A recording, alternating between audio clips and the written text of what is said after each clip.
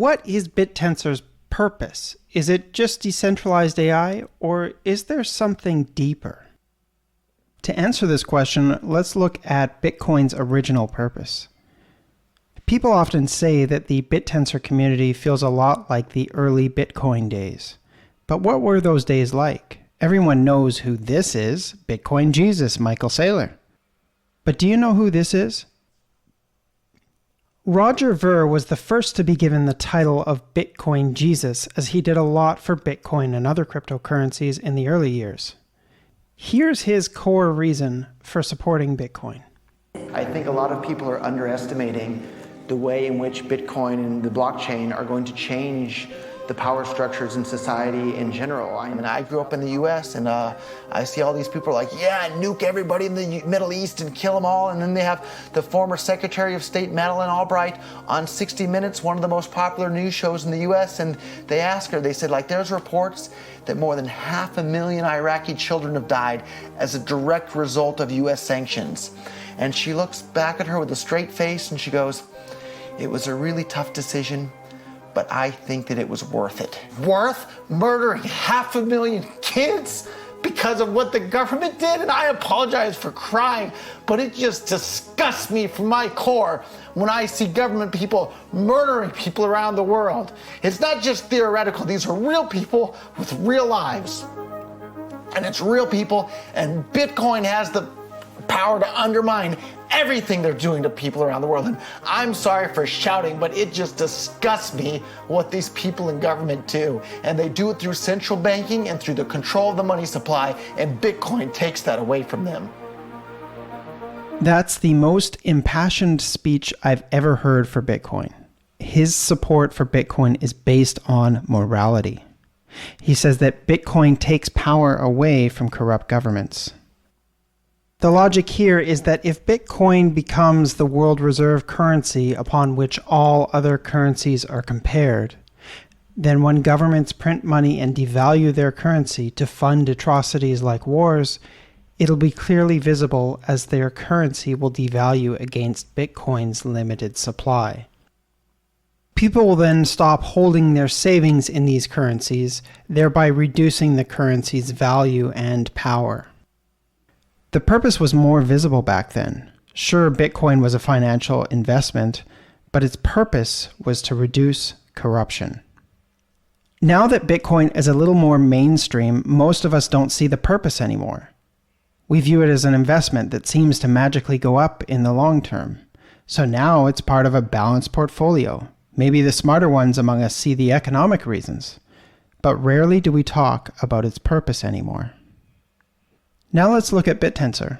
In the recent Bittensor documentary Decentralized Minds, Bittensor co-founder Jacob Steeves explains a similar purpose for Bittensor. I think that people are very afraid of artificial intelligence. We realize that we're coming up against a technology that actually threatens humanity at the thing that we think we're the best at and separates us from the animals, right? I think that inherent fear is bogus. I think that we can absolutely build a symbiosis between us and this new technology, but we can only do that if we properly align that technology with the human biome. If we birth this new technology in a way that we are in alignment with it. And the only way to make that happen is if it's not centralized, because the thing about centralized power is that it is aligned with itself. It's like cancer. All that power in one place thinks about itself and makes itself more powerful and forgets the extremities. And then we end up one day and we are enslaved by robots. And maybe it's not by, iRobot robots walking down the street and discovered that they want to take us all out. It's more like there's a small group of people that control those robots and use it to enslave humanity and maybe the rest of the natural biome of this planet. We want to have AI that is not restricted to big businesses and governments, entities with large amounts of power. As much as our heart is in the right place when we say we want AI to be regulated, regulation is power centralization. Centralizing power in the hands of politicians and their sponsors leaves no mechanism to control that power when corruption sets in. We want AI to be something that can be created, owned, and used by everyone, permissionless. Bittensor aims to accomplish this vision by decentralizing creation, access, and ownership of AI and other work too. I believe that we are witnessing the West's next generational contribution to future societies. We're beginning to realize that power almost always corrupts. And when we can effectively address it, society flourishes. We're starting to understand that we are all susceptible to power's corrupting influence. You, me, our friends, parents, children, heroes, mentors, politicians, everyone. Once I deeply understood this, I started asking myself many questions. How have I been corrupted by the power I've gained in life? How can I mitigate power's corrupting effects on my children? How will my favorite politician become corrupted by power? I know the other team will be corrupted by power, but what about my team? Many of the most impactful and important societal advances in history have been decentralizations of power. We are all susceptible to power's corrupting effects, so decentralizing power advances society by making it less corruptible. That's really important to understand. The West separated church and state, decentralizing power from a singular religion. The West abolished slavery, decentralizing power from those who would oppress others. The West extended rights to women, decentralizing power from men.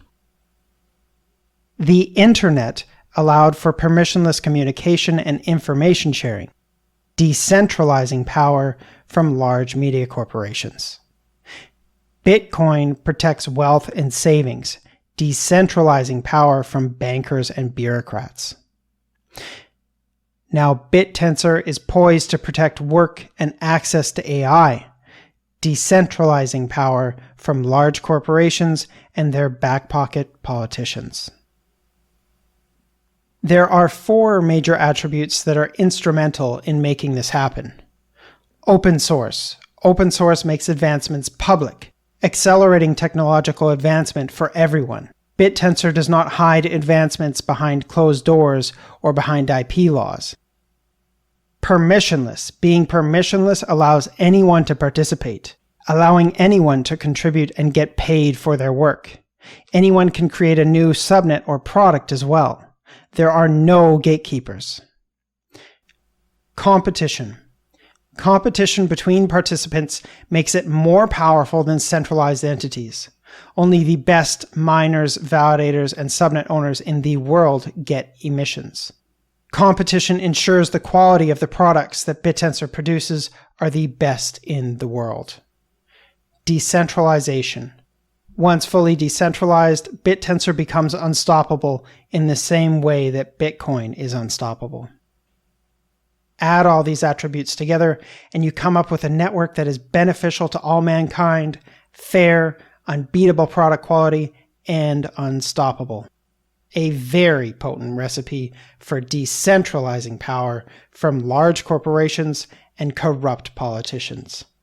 And that, in my opinion, is Bittensor's purpose.